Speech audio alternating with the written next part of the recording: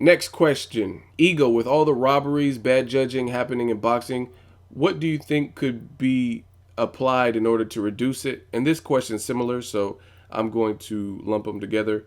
What could we do as fans to protest bad decisions?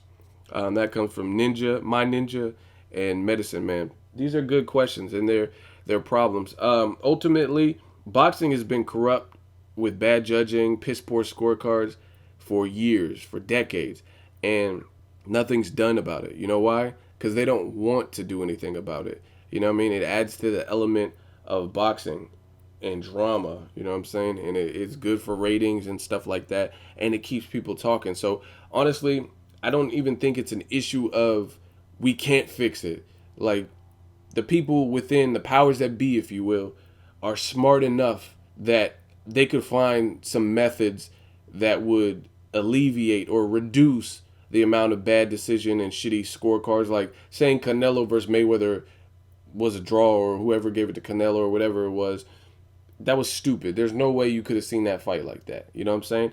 But again, it adds to the element. It keeps people talking. So I could think of a ton of things that we could do, but I don't see it changing because people still support boxing and boxing still gets away with it. So I really don't see much changing. I don't think it's a matter of we can't find any legit methods to fix it. It's they don't want to fix it. But in my opinion, real quick, I would say to fix it, I would have the judges who delivered a piss poor scorecard, put them on the podium post fight after, and let them deal with the press just like the fighters do after a fight. And they're like, oh, hey, so Devin Alexander, tell us about your loss to Amir Khan. Put them on the fucking spot with the press.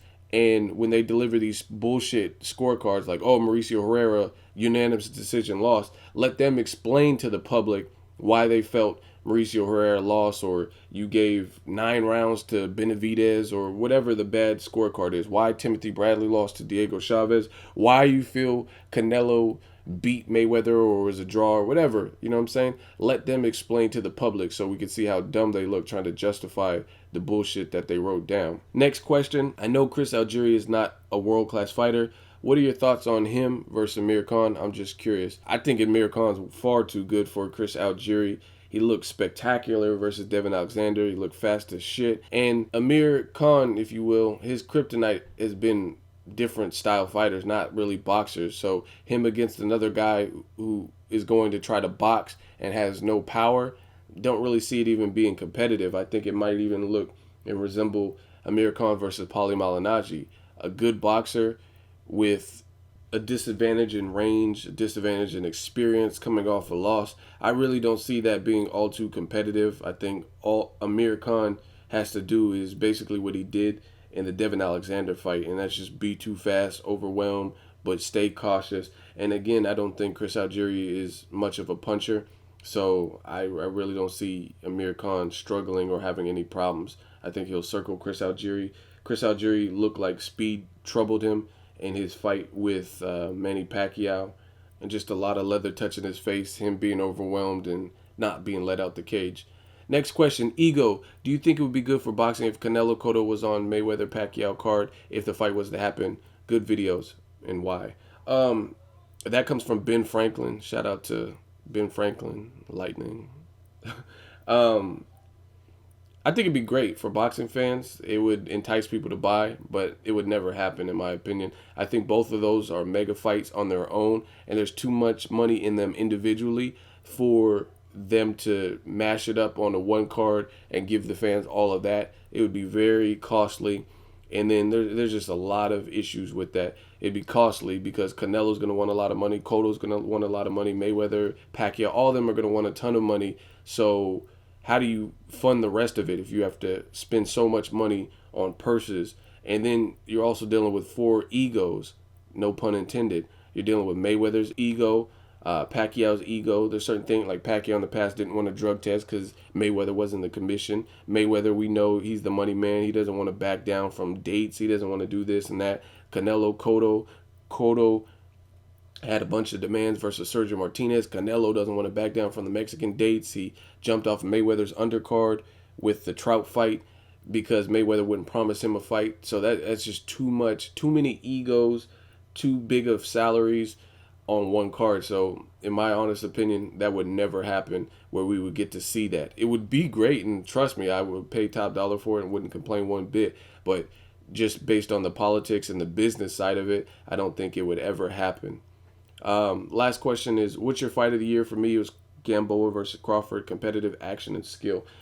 I agree. That is definitely my fight of the year. 2014 was mediocre in terms of boxing. We had some good matches, a lot of disappointments, but my fight of the year has to be Gamboa and Crawford. The real reason I picked that is because it gave you everything. The crowd in Omaha was packed and electric, so I liked that. The commentary wasn't bad. And this was a fight for me where I thought it would be a good fight, but I didn't expect it to be this good. You know what I mean? I thought it'd be like a clear-cut winner. Both fighters battled adversity in this fight, in my opinion. Crawford got hurt in this fight. If from when I watched it, I seen Crawford get hurt.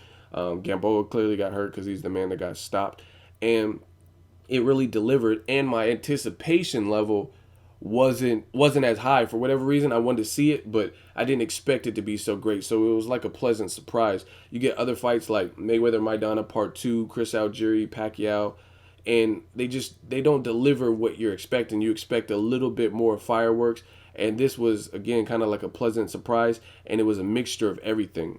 Gamboa's athleticism in the first half of the fight was awesome. He looked very fast, very confident, and just slick and real good. And Crawford had to make adjustments, and I like to see a fighter make adjustments and have to battle adversity to get the win. And Crawford definitely did that in front of his hometown crowd. He put on for his crowd. He had to switch to southpaw, and it was just a exciting, thrilling performance for me that ended in an incredible fashion with 4 knockdowns, I think it was, and then Crawford finally getting the stoppage. So I got to put that as my fight of the year. There's some other good ones. Robert Guerrero versus Kamagai was a good fight, but it wasn't to me, and it was a good fight, but it wasn't as much a matter of skill. It was just two guys bashing their brains out, which is always fun too. But anytime you have that type of action, plus you have the skill, to me, that's impressive because, like, again, there wasn't much adjusting. Also, you would put like Lucas Matisse, John Molina. These are all great fights. I was on the edge of my seat, but it was more or less two guys just coming forward and let's see who wins the battle of attrition, as opposed to a fight that gave you a little bit of everything. So that wraps it up for Monday Mail Days. I am out. Let me know what you guys think of this video. Add your comments. Make sure you like my video. As always, hate, comment, and subscribe. Till next video is Ego. Signing off.